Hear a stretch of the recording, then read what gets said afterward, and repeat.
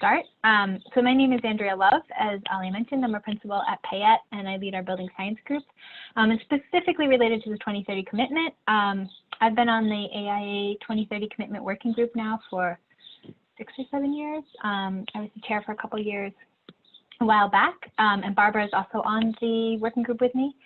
And so we just wanted to give an overview of a bit of, sort of where we're at, lessons learned on the last 10 years now so of reporting, and where the program is continuing to evolve to and push forward in. So with that, I'll let Barbara introduce herself. And you're muted, Barbara. Hi folks. Good afternoon. Hope everyone's healthy and sane.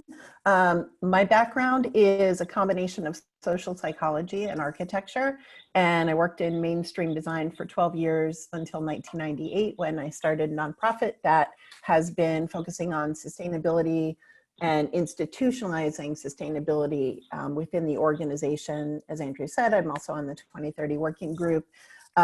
And board chair of the USGBC Massachusetts chapter called Built Environment Plus, and a whole bunch of other things. So, and I work both on the owner side and the design team side. So, that comes into play sometimes. So with the large group of people, I made the assumption that there's a number of people who are very familiar with the 2030 commitment, but also probably some newcomers who maybe don't know a lot about it. And so for those who are very familiar with the program, I apologize. We're going to go through just kind of a brief overview to make sure everyone has that basic understanding. And we have about 30, 40 minutes of content, and then we're hoping to have plenty of time for discussion. So as Ali mentioned, please type in questions as you may have them, and we'll try to answer them if they're relevant, particularly if it's a clarifying thing, you don't understand something we're saying. And then we are hoping to have a good, healthy dialogue at the end. We will see how that goes, obviously, as technology allows. So, basic overview. What is the 2030 commitment? Hopefully most of you know a little bit about it. That's why you came. As I'm sure probably many have seen, the IPC 2018 report set goals for reducing carbon emissions to kind of hopefully avert catastrophic climate change. And those goals are a 50% reduction in carbon emissions by 2030 with a 100% reduction by 2050.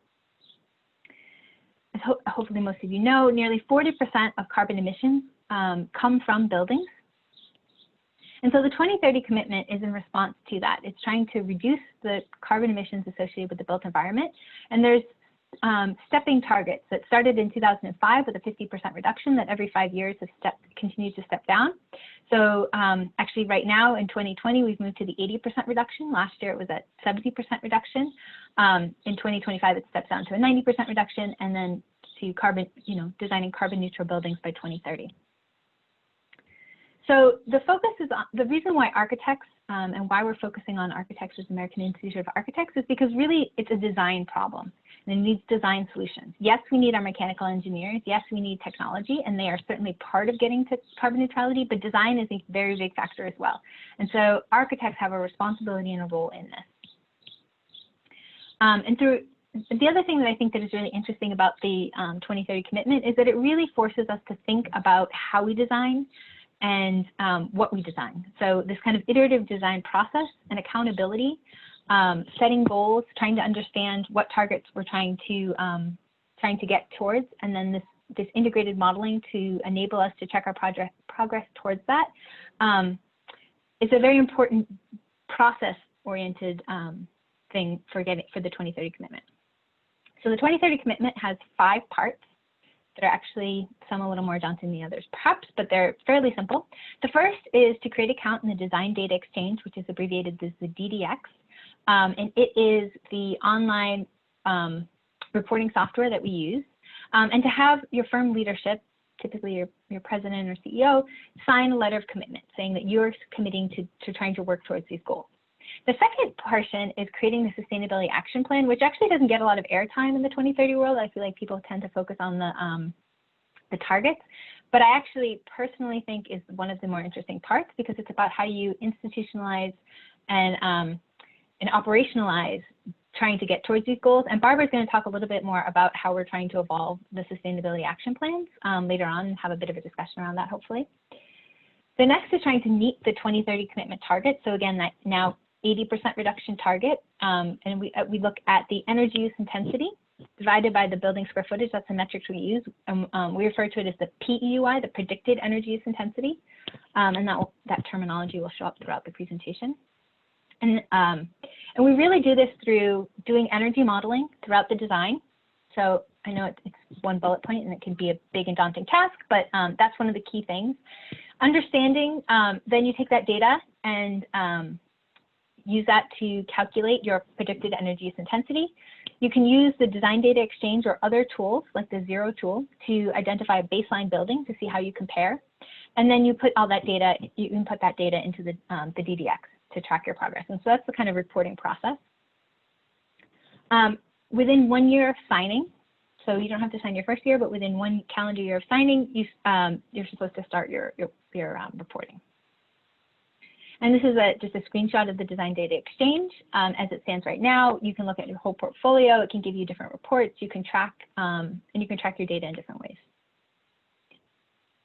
So some of the benefits, it really helps you understand your overall project energy use intensity. And the nice thing about the 2030 commitment, as opposed to something like LEED or Living Building Challenge, is those are great programs, but they're about recognizing exemplar projects, the projects that are trying to pursue those goals. This is about the entirety of your work, your firm portfolio, everything that you touch, and sort of the impact that you as a firm have. And so that's the real key distinction. It's about building this energy literacy, and because you're looking at it at this large scale of all your projects, you can really start to build some energy literacy and understanding around what are the factors that are influencing design. It really promotes integrated early design and energy analysis to try to get to and meet these aggressive targets that are being set. And it provides value to the firm in terms of marketability. It's coming up in RFPs. It's now required for all design awards, both the BSA as well as AI National. So there's lots of reasons why, besides just wanting to save the world, which is a great reason, on why you may want to sign the 2030 commitment if you haven't already. And just to go through a few of the myths on why people are concerned with signing it, that we often hear concerns about it taking too much time. We found on average it takes about 30 minutes per project or less. So it's actually not too time consuming for the reporting process. It requires a lot of resources. The program is free, so there's no resources, at least in terms of a financial commitment of the firm.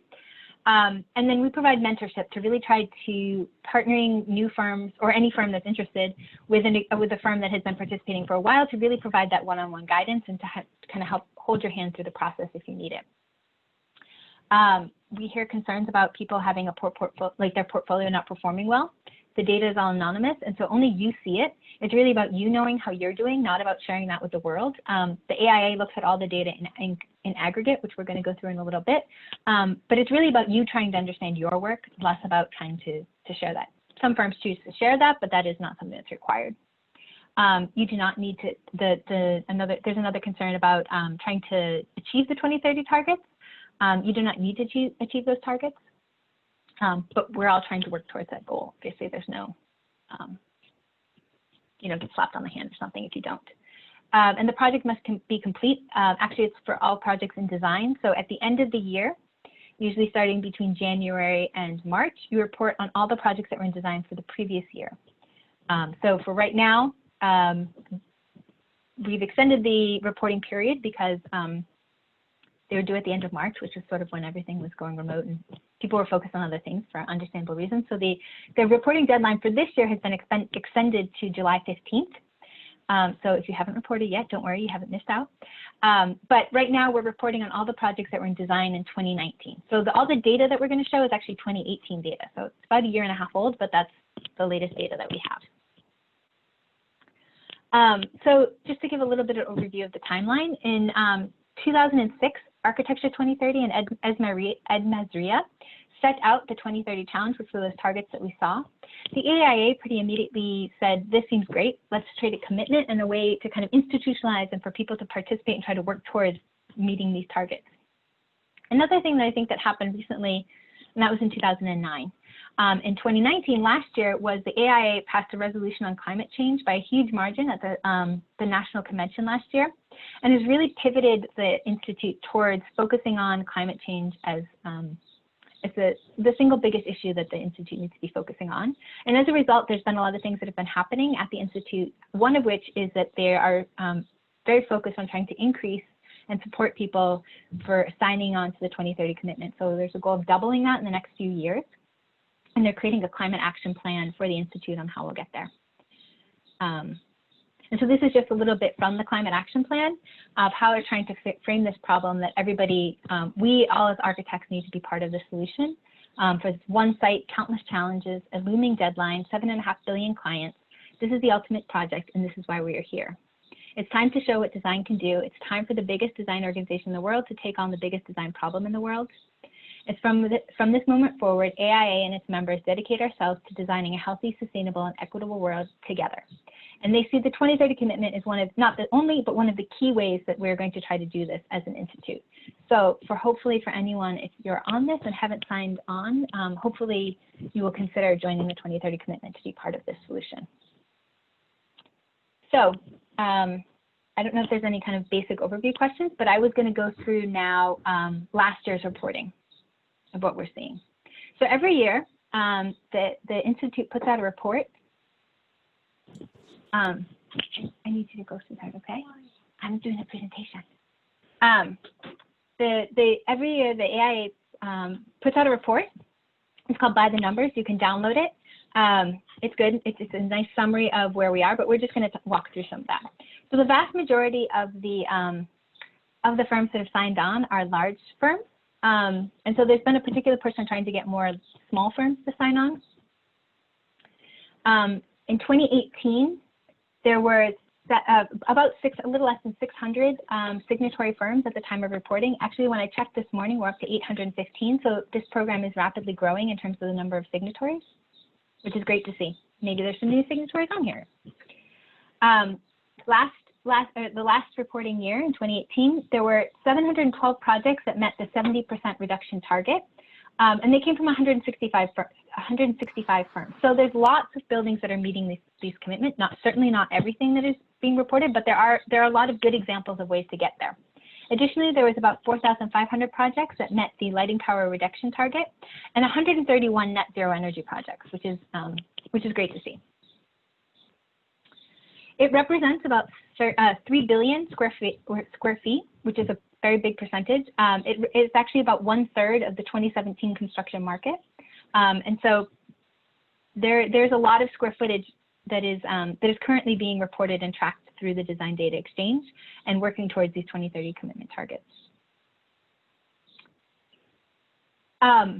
One of the things that we have found is that energy modeling has a big influence on our ability to get towards those targets. The blue bar here are the projects that are not modeled. They're just based on the energy reduction that's anticipated from the code that they are designed to. And the green are the projects that have been modeled.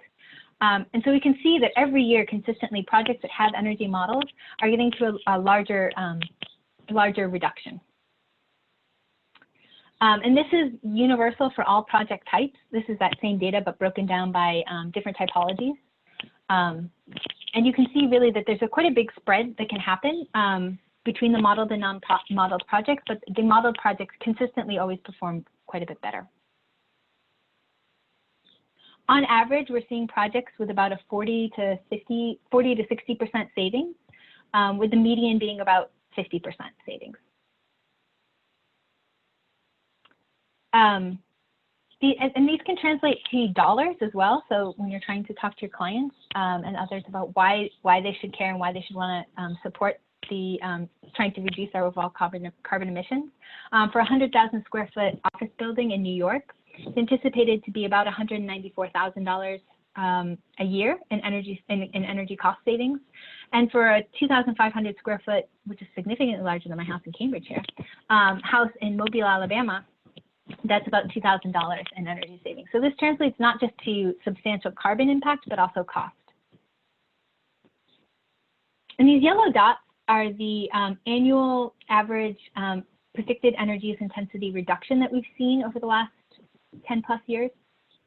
And as you can see, the gray line, that sort of gray dotted line, is where we need to be to meet those 2030 goals. We are slightly behind, but I think we're starting to catch up, and hopefully if we continue to push and continue to really focus on reducing the carbon intensity of our buildings, we can start to get to meeting those goals. But we are on our way. So I don't know if there's any questions, Ali, specifically related to that data, but if not, I'm just going to keep going forward. On some of the things that we are now looking to continue to evolve and pivot the commitment towards. So one of the things that's coming is a new design data exchange. It was originally going to be rolled out this spring, but because we pushed off the reporting deadline, we've pushed off rolling out the new design data exchange. We didn't want to roll out a new software platform in the midst of everyone trying to do the reporting. This is exciting because it was now, I think, 5 years ago, 2015, when we released the design data exchange. And we've done tweaks and upgrades in the interim, but really this is a substantial overhaul. So some of the things that are changing are these little squares that you can see on the top of tiles where you can tailor your reports and things that you're interested in tracking about your projects and about your overall firm portfolio. So it'll give you a little more flexibility and interactivity on how we upload the data and interact with it. So that should be coming out later this year. The other thing that we are focusing on is on and off-site renewables. We looked at this slide earlier, and what we have tended to always talk about in the commitment is this yellow part, the reduction in fossil fuel consumption. But the chart has always had this kind of blue part, which is renewables, whether they be on-site or off-site. And that hasn't really, it's sort of been ambiguous and hasn't been explicit on how that should be included. I think some firms were subtracting those renewables out from their predicted energy use intensities, others weren't. And so we're trying to be more explicit and upfront on how you should deal with renewables, because as we get closer and closer to 2030, no one expects we're actually getting to 100% reduction in energy usage with no renewables, right? And so we're trying to be more explicit on how we address that kind of the renewables portion. So the way that it's being addressed is the calculated predicted energy use intensity from, say, your energy model, which is probably how most people have been looking at the PEUI so far. So it's, you know, your electricity, your gas, chilled water, whatever it might be. You know, there's that's your predicted energy use intensity, and then it'll subtract out renewables, but from electricity only. So not fossil fuels. Fossil fuels cannot be offset by renewables, and that will give you a net PUI for comparison to the 2030 targets. And this has already been included in the current design data exchange. So for anyone with an account who has signed the 2030 commitment, you can go in and put that all in now or include it for this year's reporting if you haven't already. Under this portion where there's a section for energy analysis where you would put in the energy modeling tools at the bottom, it's kind of highlighted here in green. If you click that for fuel types, renewables, and emissions, it brings up a second screen that allows you to put in a breakdown of fuel types. And then to the side, it gives you information on renewables. So we've tried to align with how the Living Building Challenge Net Zero Carbon is addressing it, the Zero Code and LEED version 4.1. But it asks questions around additionality, so whether or not you have new renewables versus tapping into existing ones. If the renewables are in the same subgrid and region, this is all, of course, related to off-site renewables. On-site renewables are just fairly straightforward. The contract, the length of the contract. So if it's less than 15 years, which again is in alignment with these other programs, it's prorated. And then the type of offsite renewables for the quality. Right now, all offsite renewables are being included, but there may be, going forward, there may be some way that we wait or address those going forward. The other thing that we're starting to address and try to incorporate into the program is embodied carbon. So I mentioned previously, earlier in the presentation, that 40% of carbon emissions come from buildings, and 2/3 of that comes from the operations, which is what we've talked about thus far. But actually 1/3 of that comes from the embodied carbon, which is the carbon that's associated with the materials and construction, producing and manufacturing those materials, the transportation, and the associated carbon emissions. So this has also been, in a very early primitive way, been incorporated into the DDX. So again, if you go in there now, there are two boxes that are related to it. The first just says, did you track embodied carbon? Yes or no? And if yes, what were the emissions that you got? We're looking to, going forward, this is going to be expanded upon. Some of the things we're going to include is scope. So is this just for structure? Is this structure foundations? Is this including envelope, interior fitting, interior partitions and finishes, site work, et cetera? So kind of understanding the scope of what that number might include. The LCA stage, so is it from extraction to kind of gate to the project, or does it include use phases, end of life, and disposal? Whether or not it's going to include biogenic carbon, because that is something that some choose to include and not include. Biogenic carbon is a carbon that's associated with, for example, in trees and living natural materials, the carbon that it may absorb during the growth cycle as well as decomposition. And some choose to include it or not. So we want to just understand so that we can start to compare apples to apples, whether or not it's been included. And then the LCA tool that has been used, just like we do with the energy modeling tool. We have not set targets for reductions around embodied carbon, but we are working closely with others who have. And that could be something that we look at going forward. So this is the Structural Engineers 2050, building on the AIA 2030 commitment. They have set, which is those kind of orange bars at the top, that had those reducing targets getting to 0 by 2030.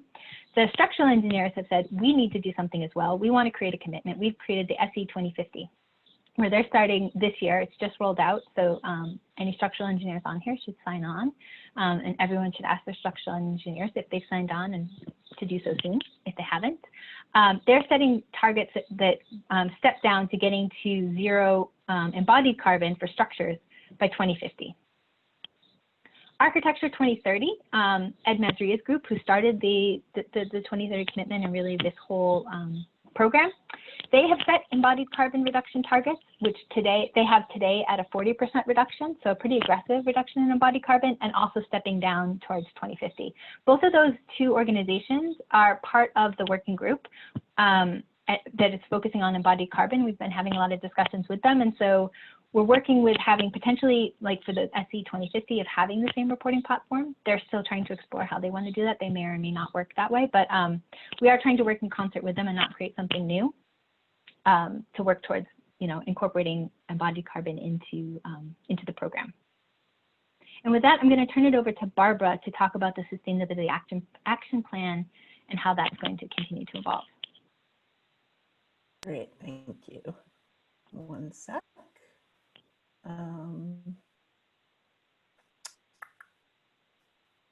Sorry, it's not giving me my my own PowerPoint as an option to show.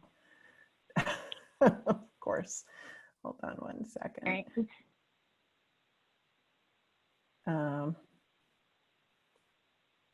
Sorry for I stopped sharing, so you should be okay.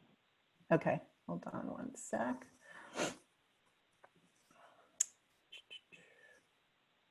Okay, there we go. Now it showed up. Is this showing as a PowerPoint or as a presenter view? It's showing as a PowerPoint. Okay, great.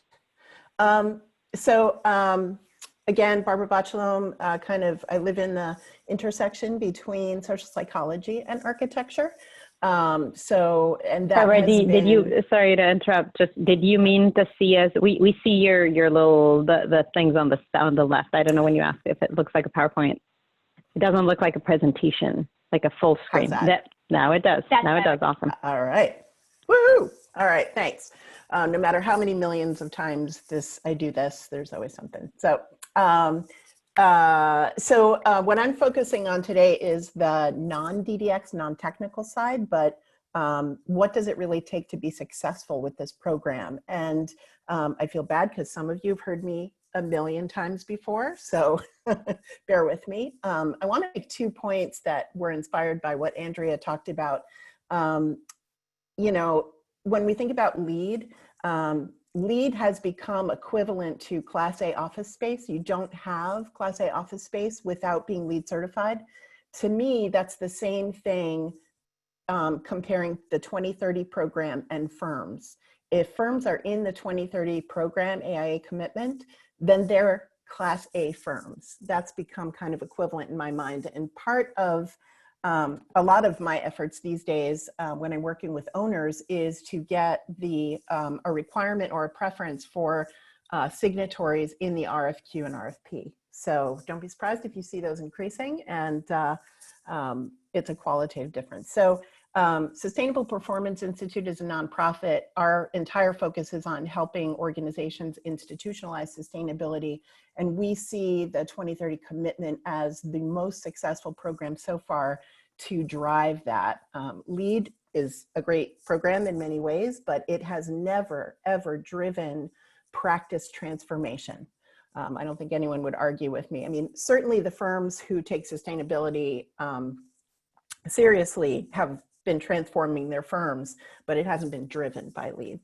So what I'm going to focus on is quickly common barriers, and then most of my focus is going to be on kind of lessons learned. We work with firms all around the country, mostly outside of the Boston area, helping them, especially 2030 signatory firms who are plateaued or stuck. So I'm going to share a bunch of lessons learned. I'm going to highlight some of the top ones. Before I get into that, I want to emphasize that this is an opportunity.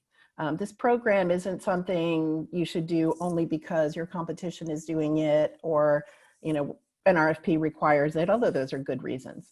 Really, if you want to take advantage of this program and get everything out that's worth the time you're going to spend, think of it as an opportunity, as a catalyst for improving your practice. Every single thing you have to do to be successful in this program will make your firm more successful. So there's nothing that you're going to be doing that doesn't contribute to that.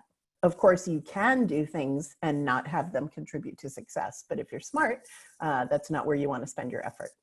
And I'm going to use a lot of examples from Payette, just coincidentally. But I think one of the key things is increased self-awareness.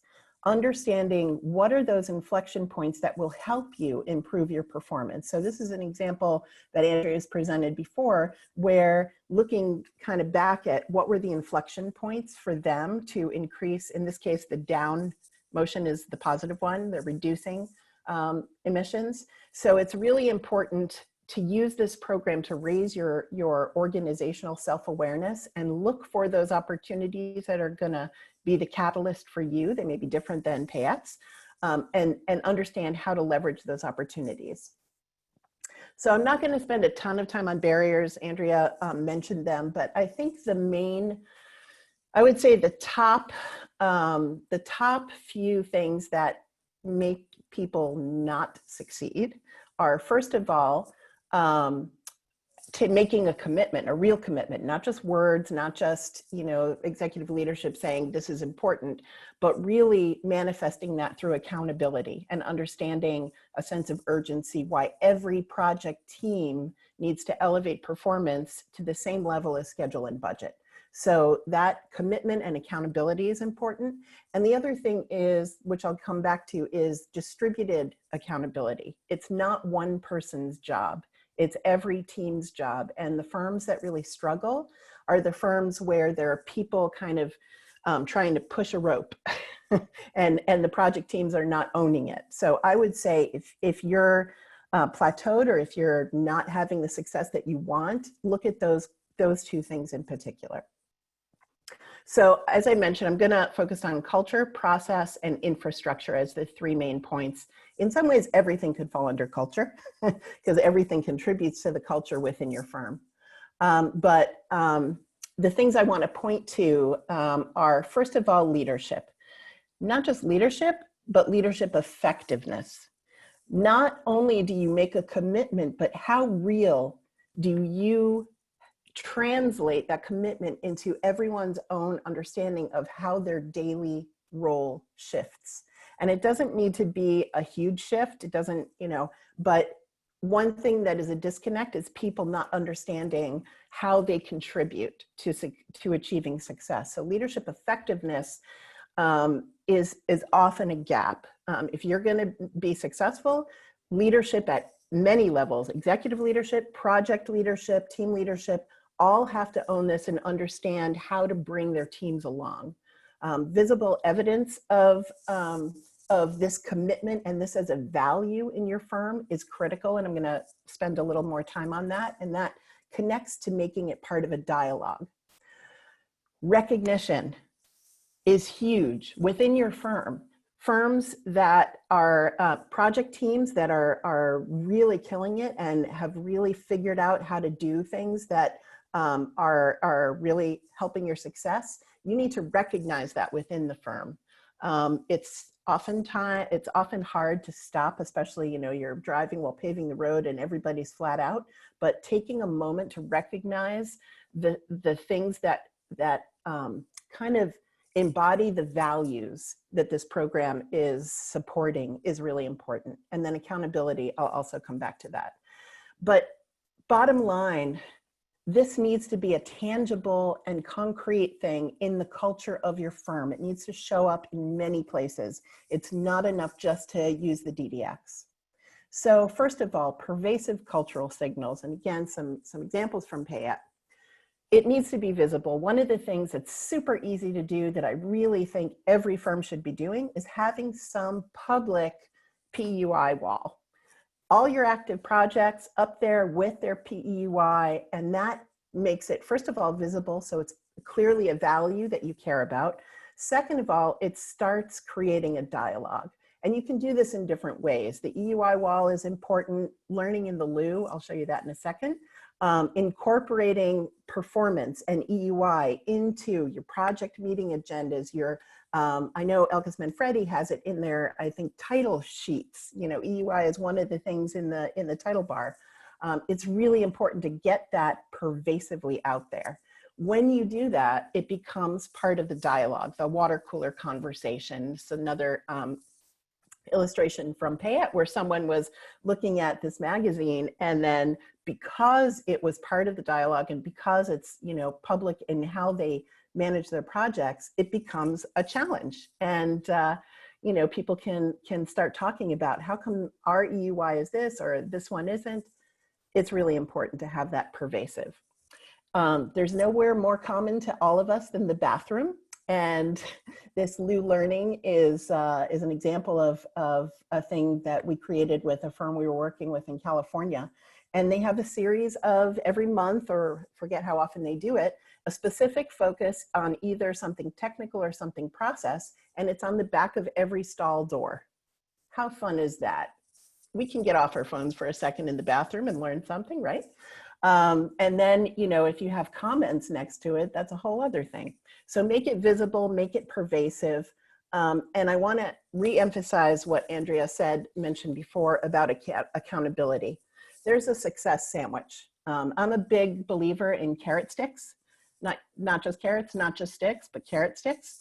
So you do have to inspire, you have to lead from vision, and you have to hold hands and educate and support your people so that they feel like they can do this. But the backstop is accountability. How will you know if your project teams are doing this? There has to be an answer to that question. And are there consequences and rewards? Again, rewards are the best way. You don't have to shame people and call people out, but key people need to understand that someone's going to be asking them, what's the PEUI on your projects? How come it was this and not that? What problems were you having? What struggles did you have? That accountability, I have to say, working with hundreds of firms across the country, accountability seems to be something that causes an allergy in design firms. Not in construction, less so in engineering, but a lot of architecture firms feel like it could compromise their creativity. And I just have to say, no, it doesn't. And that's a longer conversation, but I'll leave it there. So culture is one thing. You have to make this part of your culture, or else it's so easy to just ignore it and think of it as an add-on. Another part of the culture is the process. There are three things about process that are important. One is aligning your project delivery methodology with your goals. 2030 certainly articulates goals. You may have other goals. The second thing is your relationships with your consultants, especially MEP consultants and energy modeling consultants. And the third is the importance of R&D and innovation. So those are the three things related to process. So I'm going to go on a rant that many of you have heard before, but we need to get beyond the myth of, oh, we all do integrative design, which is just not the case. What we need to do is understand how to deconstruct our project delivery methodology now and how to redesign it to align with the goals that we have. So first you have to have goals, and not just 2030. There are other goals that you should have. There's a workshop that we do, and the instructions for it are on our website. So you could do it. You could take those instructions and do this within your own firm. But there's one exercise, if you haven't addressed process, that I highly suggest. And that is to look at your design process in the context of goals, look at your current milestones, and then look at the barriers that exist to achieving those goals, discuss what the new actions need to be to enable you to be successful, and then look at the organizational infrastructure that supports those new actions. We've done this, countless times around the country. And first of all, no one ever does this and is like, oh yeah, we're good. There's always room for improvement. But it's really owning your process and owning your methodology. And the owners that we work with, we tell them to ask this question. Ask the firm how they can deliver consistent high quality. What's their secret sauce for achieving excellence? If you can't answer that question, you're not competitive, but it also enables you to do what the 2030 program requires, which is look at your whole portfolio, not just those 5 stellar projects that you can use in your marketing, but across your entire portfolio to understand where the challenges are and speed bumps so you can get over that. This also means that you need to really own your consultant relationships, especially MEP. I've been doing this for more than 20 years, and I am just like, I lose sleep over the fact that I still have to talk about this and that we all struggle with this, and that I can't go into an architecture firm that doesn't complain about their MEP consultants. You need to own it. And there are specific suggestions I can make around that, but you need to understand, you need to come into a partner dialogue with your MEP consultant and your engineering teams, and you need to co-create how you're going to align your relationship to achieve excellence. Another example from Payette, this is something anyone can do. They look at the performance of their projects in connection with which MEP consultant worked on that project with them, and then they can give that feedback back to the MEP consultant as well as understand it themselves. Which partners enable them to achieve the best success, and what about those relationships made it work? And then share that, learn, and continuously improve. So you need to own that relationship. The last thing in process that I'll talk about is research and innovation. Many firms that I've worked with, the leadership says they don't want to invest in R&D or in innovation because they're a service firm or whatever. For whatever reason, they don't want to invest in it. And I'm going to say at this point, that's like saying you want to go to a healthcare professional who doesn't keep current. Like at this point, it's not the 1200s or the 1600s. It's 2020, and things evolve too fast in terms of technology, in terms of just practice, not to look at that. And here's an example from Payette. It's not just about doing R&D. And let me just back up and say, I'm not saying that you need to put $1 million and 7 full-time staff into doing this. This can be a big effort or a little effort. I'm not saying that there's one size fits all. But what I'm saying is you need to be intentional about learning from your work so that you can continuously improve, and that's going to give you the best results in the DDX. I hope that I make that point clearly. In Payette's case, they created Building Science Group, and they do have dedicated staff. So that's one model. But what I want to emphasize here is the translation of research to practice. So in this case, Payette's looking at thermal bridging, and that's been a focus. And then they do the research that translates into different details in their work and understanding why those details need to change. And that's another thing. Internal standards and best practices, you got to have them and make sure they're used consistently. But then more than that, following up post-occupancy to understanding how they actually performed and where, if they're not performing as expected, was it installation? Was it the product? Was it occupancy? and understanding that. Now, on the owner side, I promote constantly that owners hire their design teams 12 to 18 months post-occupancy and extend that scope. If you're trying to sell that scope, you might have to do 1 or 2 POEs on your own out of your overhead to be able to share the case study. But if you have repeat relationships with clients, I would suggest talking to them and, you know, pitching this as a service for at least one of them. But it's that understanding of learning from your project to continuous improvement that's going to make you more successful in the 2030 program and deliver better value to your clients. You're not selling them your past mistakes. You're continuously selling them a better product. So following up and doing it either guerrilla, like Gwen has done, or more formally, the important thing is you're learning and improving all the time. Last thing is infrastructure, and by infrastructure, I mean organizational infrastructure, not roads and bridges. And this spans, you know, professional development, HR in terms of performance reviews or onboarding new employees, QA, QC. All of this stuff is the underpinning that will support your success in the 2030 program. It's not a mistake that this is all stuff that helps contribute to organizational excellence. And again, I want to reiterate, if you approach the 2030 program as, I don't know, something for either marketing or because your clients insist or because it's competitive, you're losing. If you look at it as an opportunity to improve your practice, you're winning. So in terms of professional development, it's not just everyone searching CEUs. Tie it to your goals. If you want to get net zero projects by X time, who needs to know what to achieve that? So it's not just getting your CEUs, which is important, but it's really calibrating who needs to know what for you to be successful and defining that by roles. QA/QC has to, first of all, has to happen. I'm always shocked to see how consistently it doesn't happen.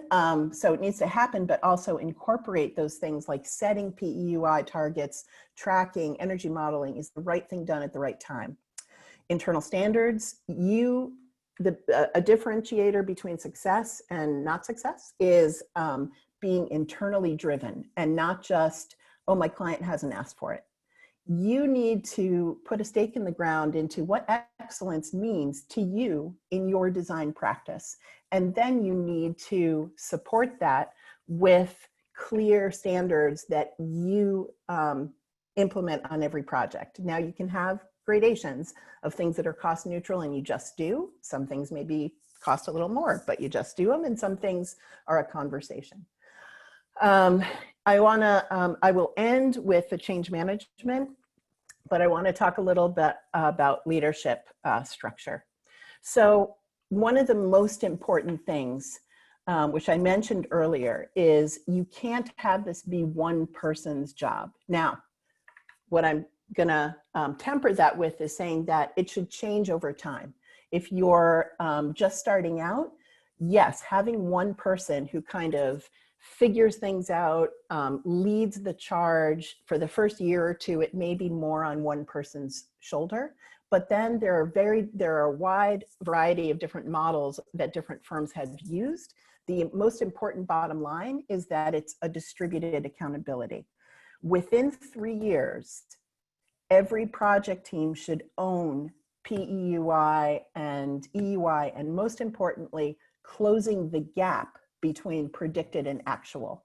If you can tell your clients how you close that gap over time, oh my God, you're a rock star. So from a marketing standpoint. So the point here is don't just have one poor person who's going to lose their mind every February chasing around trying to get this stuff. You also won't be as successful. Now, the firms who really take this seriously see this improving their baseline over time, as you saw in Andrea's slides. Now, this, if you're a small firm, if you're 10 people, having one person be the shepherd is not a bad thing, but the project teams need to own it. It needs to be part of how they're approaching design. So lastly, I want to end with the Sustainable Action Plan. The 2030 program, we are re-looking at the SAP, its role and how it can be used. And to me, that is part and parcel of change management. You know, if this is a dusty document that sits on a shelf, then it wasn't worth the time you put into it. Here are just some random examples that I pulled from the 2030 website. You can go there and see all the samples. On our website, we picked out some that we thought we were particularly good and linked to that. But really, what you need to do is use the Sustainability Action Plan almost as a roadmap to excellence for your firm. Not just how you're going to achieve the AIA 2030 commitment goals, but how are you going to raise performance across your firm? Change management is a whole other workshop in and of itself, but really fundamentally requires engaging people before you've finished making decisions. You know, use the SAP as a process of engagement to get buy-in, to solicit ideas, to engage your smart, talented staff in helping figure out how you're going to achieve the goals over time. The SAP right now, you have to submit it as part of your signing up for the program. And there's no requirement for you to like look at it ever again. But I just want to sharpen my point here and say that the opportunity to create and improve and use it as a roadmap over time is really critical. You know, there's a public facing plan, and then there is a more internal kind of change management plan. And one of the things we're looking at in redrafting the SAP is really incorporating change management and other things into the plan as part of how the plan will be implemented. And if anyone's curious about that, you know, you contact me offline, I can send you more information.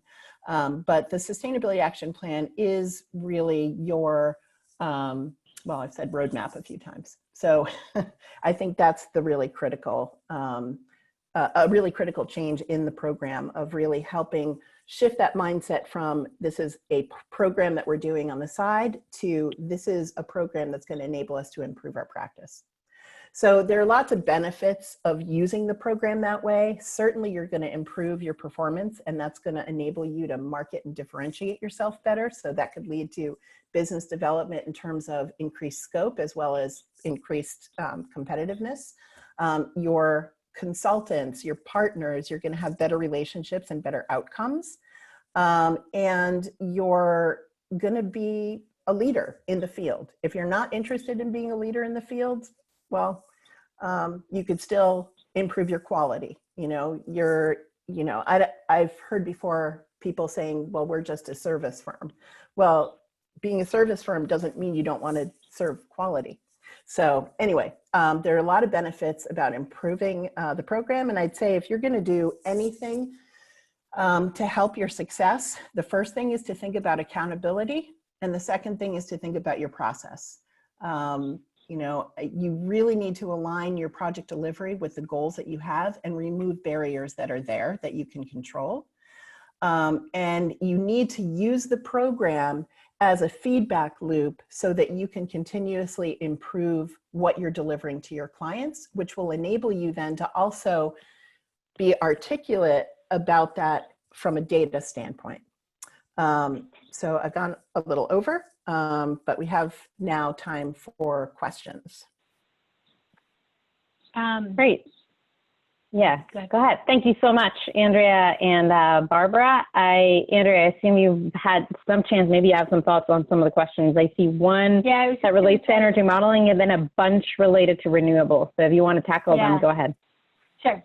And I just want to mention that Ali posted the Google Doc in the comments if you haven't been tracking the chat to get your CEUs. So I know that's important for many people. So click on that if you're looking for that. So the question related, so there's a bunch of questions. The first one related to energy modeling, or more specifically, what the data is about the causation between, you know, modeled projects performing better than projects that didn't have an energy model.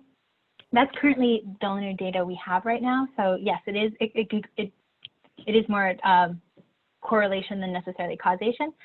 We are trying to, and this is something that the program has been trying to evolve to for quite a while, but it's logistically challenging. It's built, not to get like way into the weeds, but it's built on the same database structure as the EPA's portfolio manager, which is how many projects track their energy usage. It's how a lot of mandatory reporting for cities like Boston happen through that portal. And so many projects track their energy usage through that. So we've been working with the EPA on seeing if there's a way to link actual energy data to performance data. As you can imagine, that's very complicated and thorny problem to try to sort out, because obviously we own the design data, or we usually are inputting the design data, and then owners are inputting the performance data, and how that gets linked and how that actually all would work is a logistical challenge. But it is something that we're hoping to evolve the program through. And I think once we have that link where we can start to see how projects are really performing, then we'll have a better understanding of how our projects without a model actually performing, right? Because we don't have an energy model for the projects that we don't have any understanding of what their energy model is other than being designed to code. So that's sort of a long answer, hopefully, to address that. But it is something that we are hoping to evolve the program towards. And then there's lots of questions around renewables. So I will try to just go through them quickly, because I do know we're short on time and people might have other questions. So the first was that fossil fuels can be offset by renewables. For example, solar hot water, that would show up in reduction of your gas usage by offsetting or replacing it, but it will not show up. The program is not going to allow you to use combustion and then offset the combustion that your building is using with, say, PV panels. There was a question on any thoughts on carbon offsets, not RECs, to offset fossil fuels. And right now, no, that hasn't been part of the discussion. It's been purchasing of renewable energy and not carbon offsets. But that could be something that we continue, this is a continual evolution of the program. That could be something that we look to do going forward. Is biomass considered a renewable fuel? That's a great question. I think right now, I would say probably not. Actually, the way it's defined in the program, you don't specify what type of fuel, you more specify the arrangement. So whether it's a REC or it's a power purchase agreement, or, there's sort of that kind of the more the financial model, not is it PV or wind.